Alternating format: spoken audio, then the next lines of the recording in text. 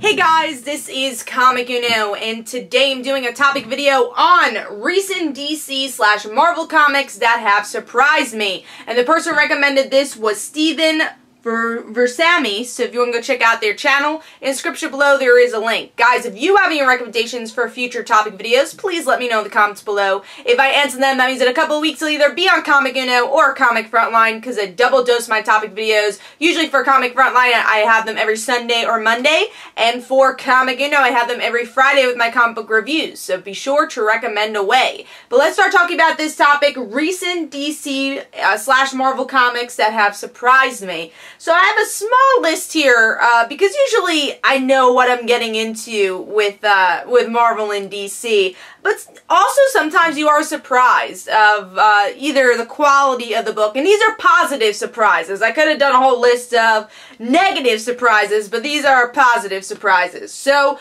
I actually have 2 DC books and 2 Marvel books. So let's start out with the Marvel book, which is Hulk. Now Hulk I was really excited for, but I didn't expect to like it as much as I did. This is the new She-Hulk book, and I know not everybody likes it, but I love the psychological journey they're taking with Jen, and I like seeing a different side of Jen. Usually she's a very confident character, so to see her have this fear is a really interesting concept for this book.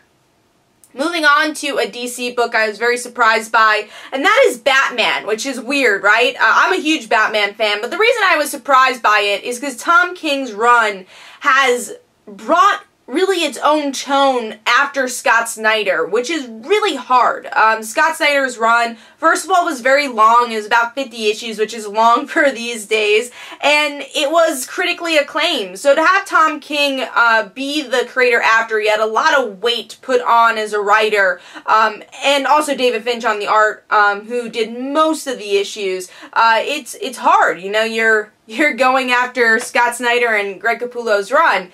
But yeah, it's been really different in a good way. I love the tone Tom King brings to the book. So that's why I'm surprised. I'm not surprised Batman is good. I'm just surprised that it's been able to do its own thing and be critically acclaimed in its own way post Scott Snyder. Moving on to more of a personal surprise for me, and that's Wonder Woman. Now, of course, again, I'm not surprised a Wonder Woman book is good. I'm surprised I liked a Wonder Woman book, because it's kind of hard for me to get into the character a lot. Usually, I kind of like a run, or you know, I drop the run really quickly, because I've never been a huge Wonder Woman fan as an individual character in reading her series. But really, I mean, Greg Rucka just does such a good job at getting into Wonder Woman's culture and her background by also seeing you know, how she's interacted into man's world. So I love the way he writes the mythology, but also the supporting cast. I feel like they've gotten real personalities, and they interact really well with Diana. So, and then Liam Sharp's artwork with Nicola Scott's artwork was just a great collaborator.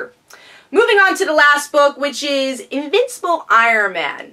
You know, I was surprised by this book because I felt like they didn't really do much with Riri in the previous Invincible Iron Man book, and Brian Michael Bendis wrote both of them, and I wasn't as excited to see Riri. I was like, oh, alright, what are they going to do with her character? I wasn't very impressed with her in the last series, but man, I love Riri in this book. She geeks out, she's fun. I feel like this is definitely Bendis' best title right now. Usually he has one really good title and then the other ones kind of slack off, but this is his really good title. This is kind of like his Miles Morales in a lot of ways, the Ultimate Spider-Man book, which I loved every issue of. And this has just been really fun. Solid artwork, and it's just the women of Iron Man that were close to Iron Man just being awesome and helping out Riri. It's been really good, and like I said, surprising, because I didn't really like the previous Invincible Iron Man series for the most part. Loved the beginning, and then it just like went downhill.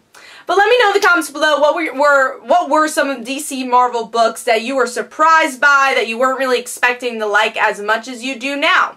So this is Comic Uno and Comic Frontline. Don't forget to follow me on Twitter. Don't forget to like my Facebook page. Also, description below, there are links for my comic book, Like Father, Like Daughter. And don't forget to like the Facebook page of Like Father, Like Daughter. I'll see you guys later. Bye.